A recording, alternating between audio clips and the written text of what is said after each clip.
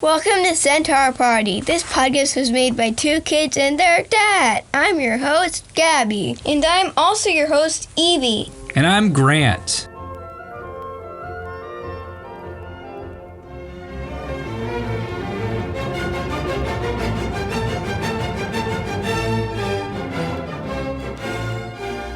Previously on Centaur Party, far away on the floating island of Kairos, two centaurs named Llama and June sent out into the wild woods with their mentor, a Centaur named Chiron. They went to the edge of the island and found a place in the wild wood populated by fairies and wolvertingers. Chiron taught them how to tame two of the little wolvertingers, and the two centaurs brought their new friends back to the camp for the night.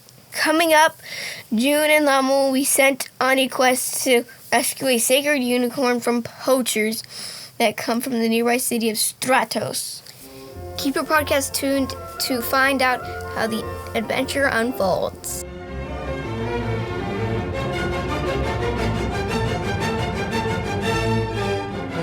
The Centaur camp has a large fire pit in the center of a clearing in the forest. Centaurs have very few personal possessions, and the ones that they do have, they carry with them at all times. Therefore, there's very little need for centaurs to have homes in the way that humans do. Each centaur has a short, open, lean-to style pavilion that faces outwards towards the fire pit. You awake in your lean-to with your wolvertinger still sleeping and snuggled up against you. There is light fog in the camp. Chiron has already been up and gathered berries and mushrooms and placed them in ceramic bowls near your lean-to. As you finish eating your breakfast of berries and mushrooms, a large lynx slowly steps out of the mist.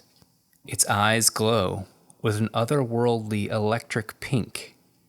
It steps up to the edge of the fire circle. The smoke from the smoldering fire briefly covers it, and you almost think you see a woman's face in the smoke near where the lynx was standing. The smoke clears, and the lynx is still there, but you hear a woman's voice in your head. Young heroes of Kairos, I am Nylea, the goddess, who presides over the realm of the wilderness. I require your help in a matter that is very grave. There are hunters from the city of Stratos that have encroached into our fair wood to kill a sacred unicorn. They seek it out to bring its horn to the temple of Heliod in the city.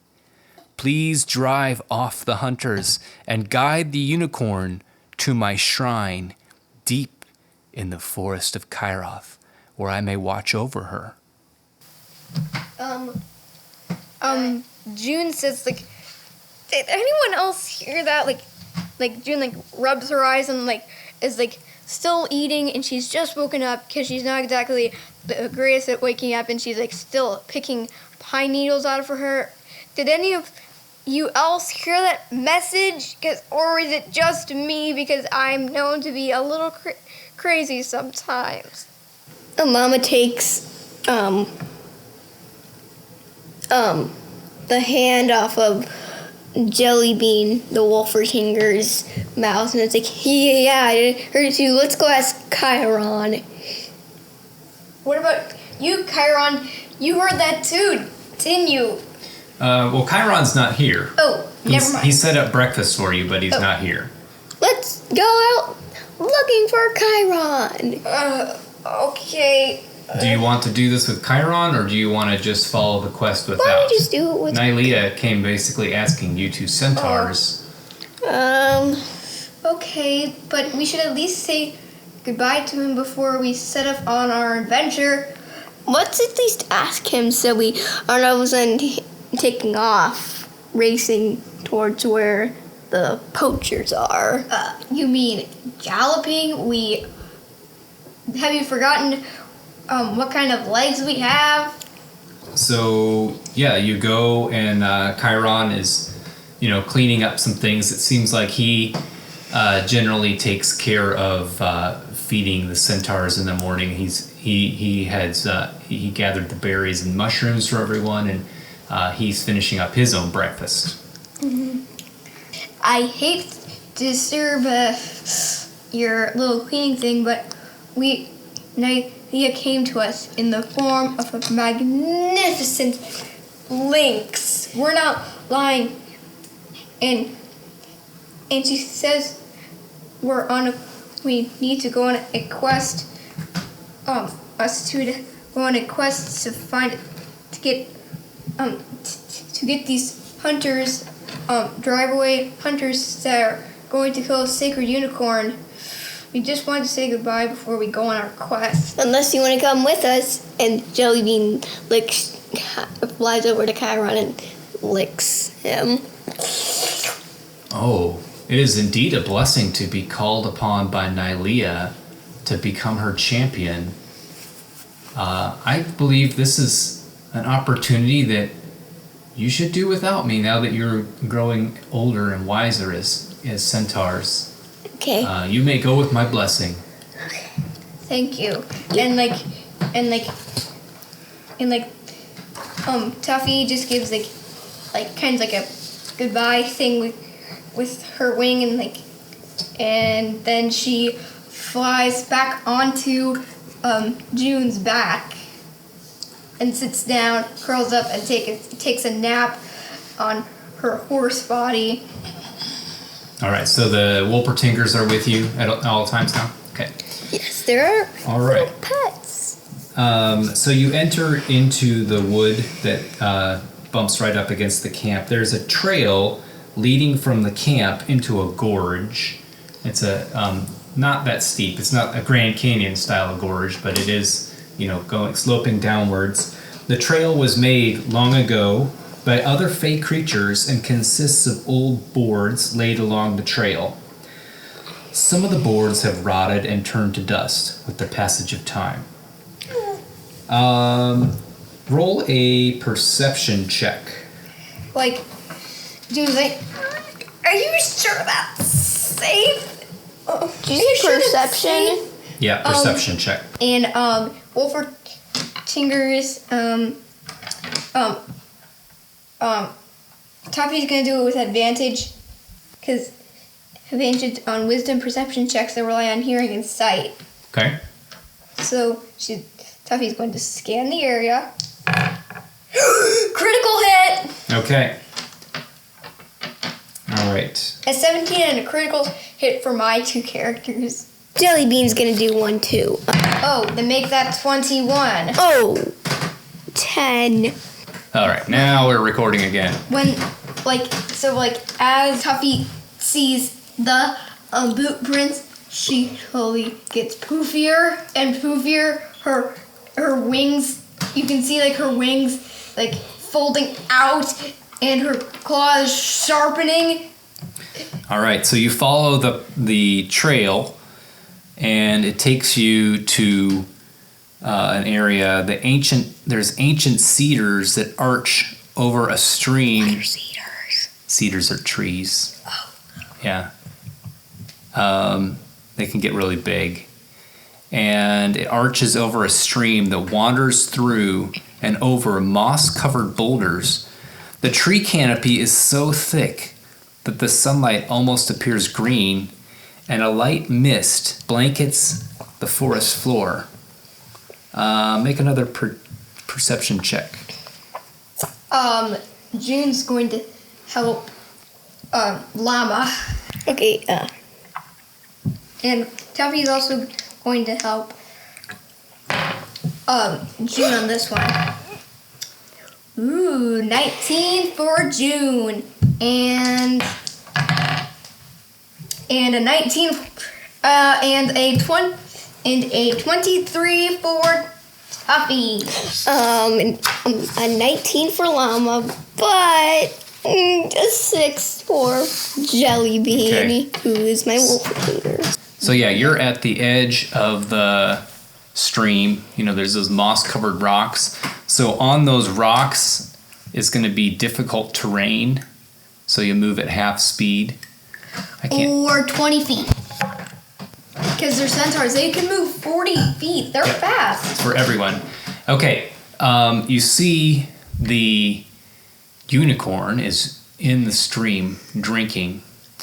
And if you look into the bushes, there's 3 little sections of brush that have some hunters hiding there. You look into the bushes, there's 3 sets of kind of low-lying brush and bushes, and you can see... Are these all humans? Yeah, let me describe. You can see poachers, and they're crouched down in there, a little slightly camouflaged. Each wear a cloak that has it's a male lion's hide, and the head of the lion acts As a hood? As the hood, and the fangs are woven with intricate cords.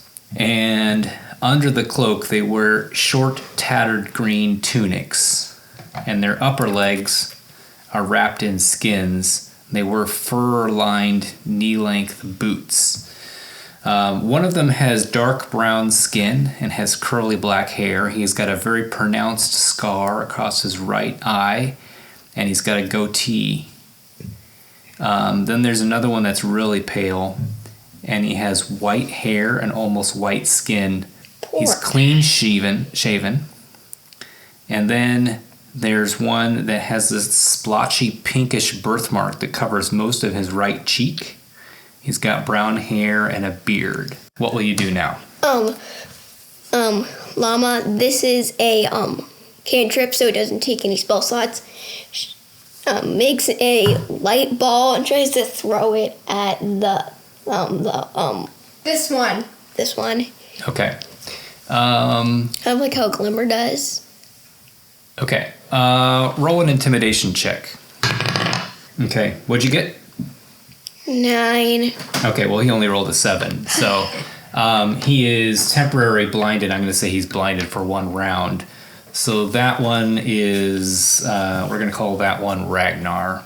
And he says, "By Mogus's mighty droppings." What is that even supposed to mean? It's like his swear word. Mogus is a minotaur god, and his droppings is his poop.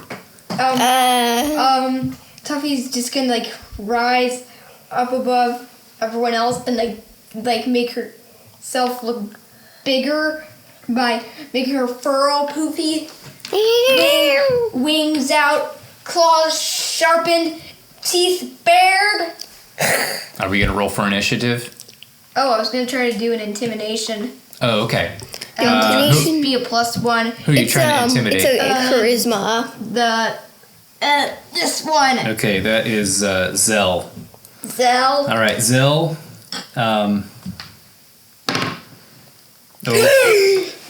No way to top a critical hit. Yeah.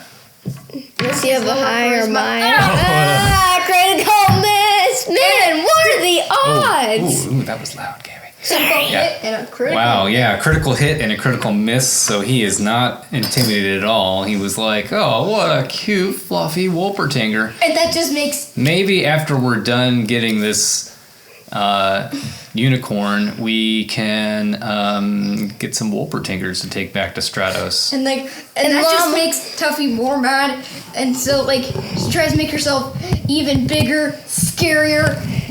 Teeth look even longer, and horns out. And To see if that makes her like. So she just tries to make herself look bigger and bigger. well, Llama says in Sullivan, what did you just do? You put your own Wolpertinger in danger. Okay. Let's roll for initiative. Okay, so Jellybean, what did Jellybean roll? I'm not sure which number I want her to be. I'd suggest the 2 number. Yeah, because then it will be 6. Fine. Okay. And Llama got a 9. Oh, right. Okay, Tuffy 13. and June. 20 in total. June, you're at the top of the order, and then the bandits are next. And he's blind. Yeah, he's blind. Like, So hit him so he doesn't, so like to keep I'm him like, off guard. I'm like, calm down, Tuffy and is going to throw a javelin at this one. The one that's Okay. blinded. Yep. It's a +3 to hit. 10. 10 total.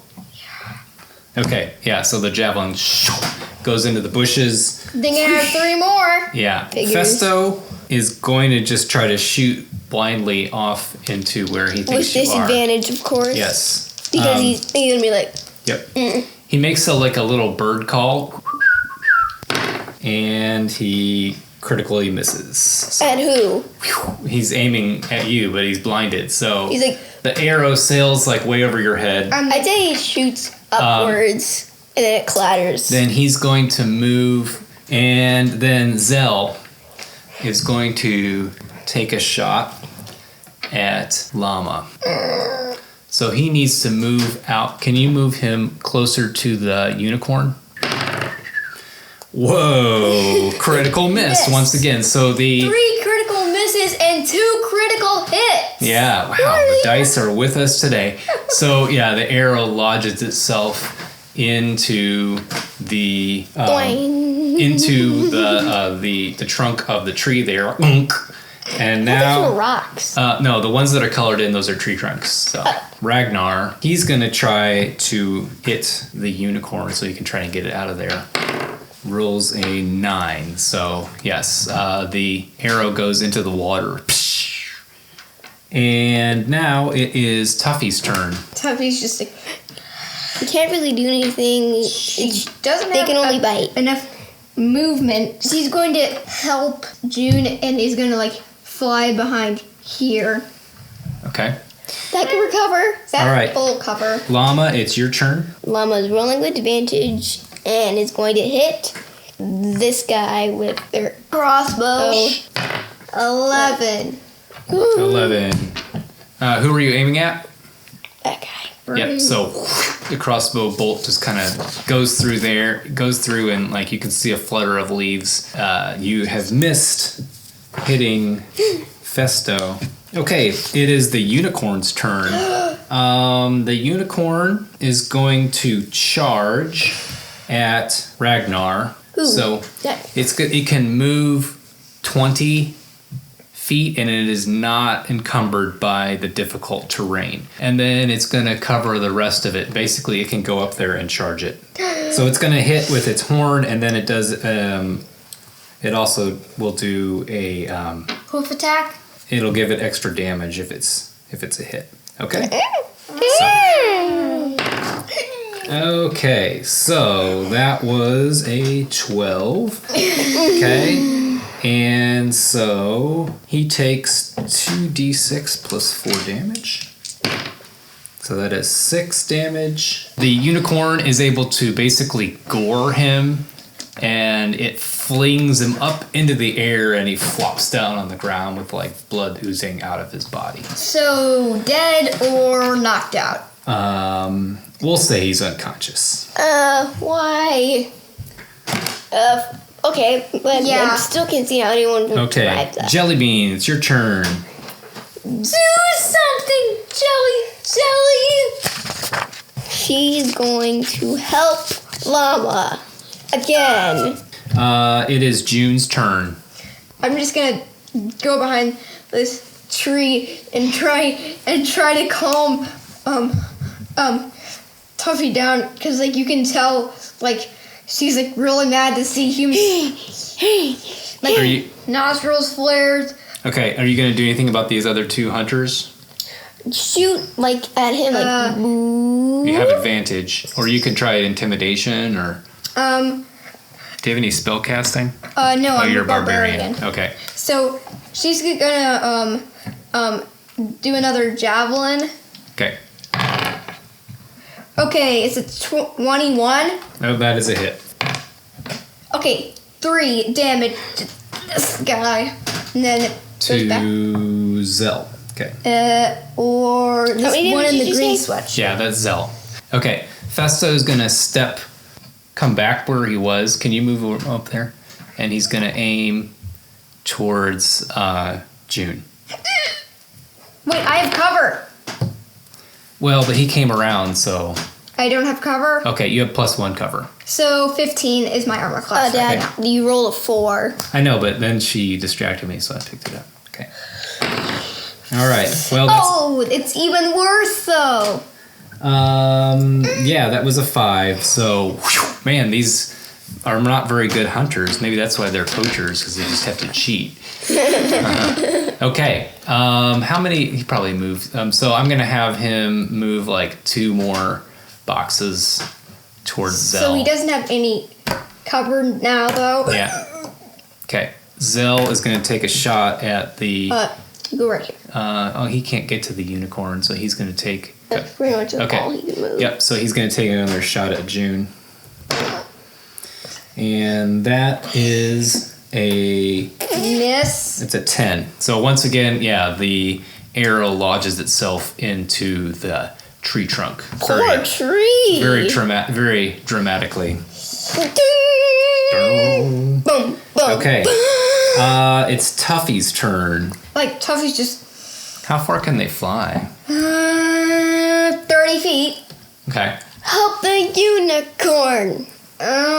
She's going to help June because like she doesn't want to get killed by these humans. She's like, I don't want to follow my ancestor steps, and I won't let them get away with me. Otherwise, I'll slice their head off. So she's going to help June. Okay. All right. Llama, you have advantage. It is your turn. Do something. Mama is going to hit him with Aiming for Festo with the crossbow. +2. 11. 11. That's a hit. Okay. Yes. Roll damage.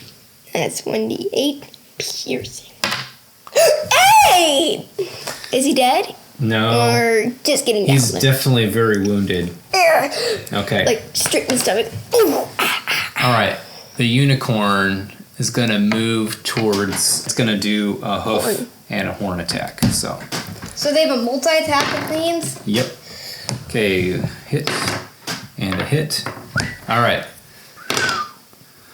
11. All right. Zell has been trampled and is lying unconscious. So lay him down. Yep. So he's face down on the ground. He's been stepped on by a horse. He's really not doing well. Festo looks pretty scared. It's Jellybean's turn. Do something, Beanie. Just call me Bean or Jelly Bean. Okay. Okay, Jellybean. She's gonna help Llama again. Okay. And now it is June's turn. Our third round. You have been given a get advantage. So. And like, Shoot him. I'm going to end this now. Yeah. Okay, that's definitely a hit. 18 plus 5, 23. 4. 4. Okay.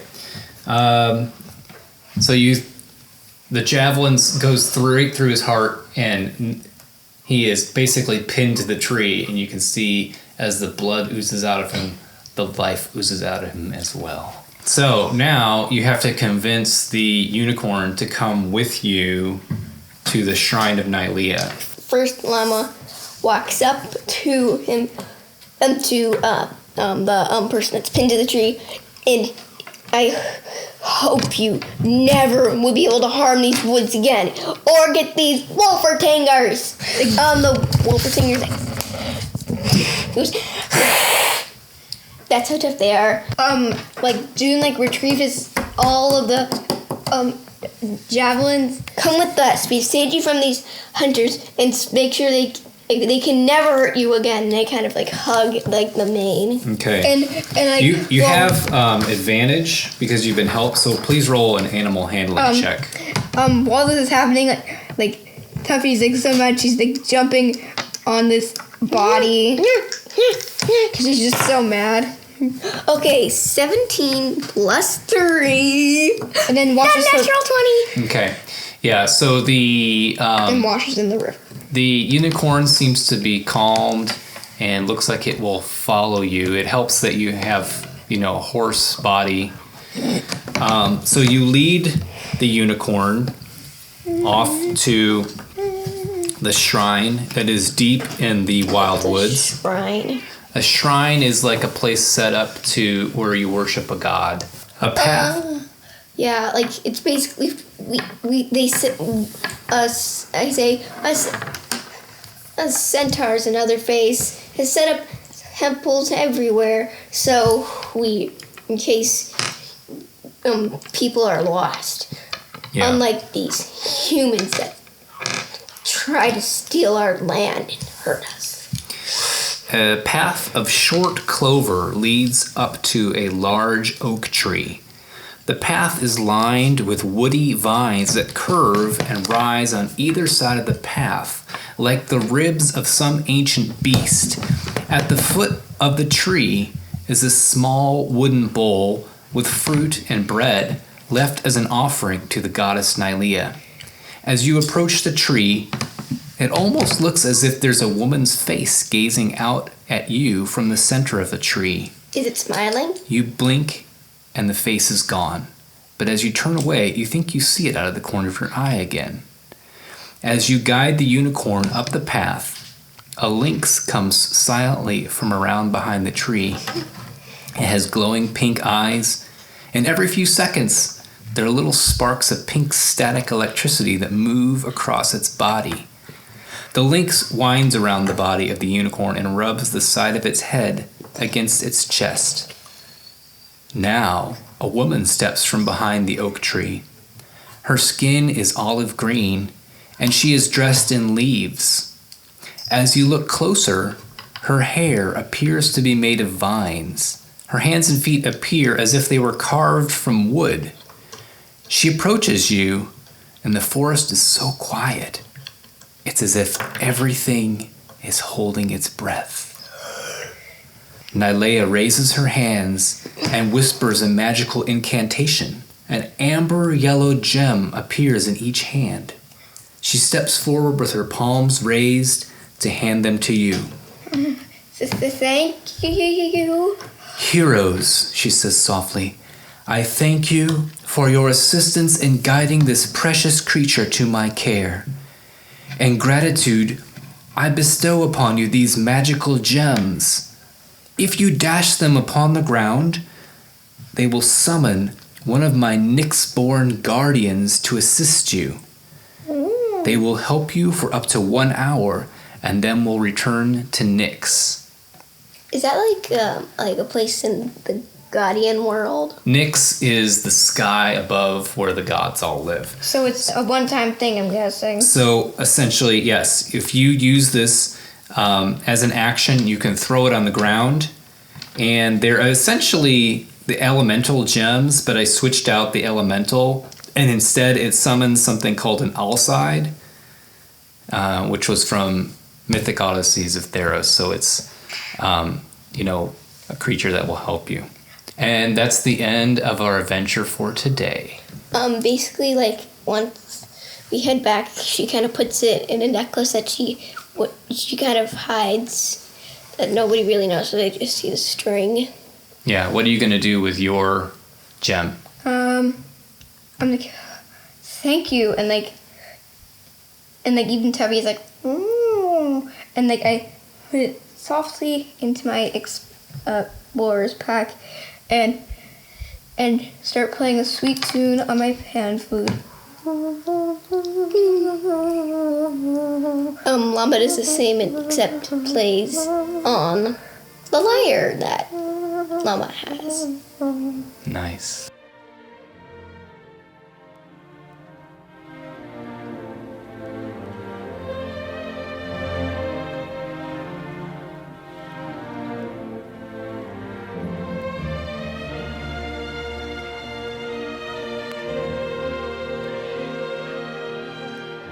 This podcast was written by Gabby, Evie, and Grant Thomas. It was engineered and produced by our dad. We all helped edit and assemble the clips. Be sure to subscribe so you never miss an update. Tell a friend about our podcast. Leave us a 5-star rating or a review. This helps more people find out about our podcast. You can tweet at the show at Centaur Party Pod. Thank you for listening to our podcast. Hope you've had a good time. Tune in next week for another episode of Centaur Party.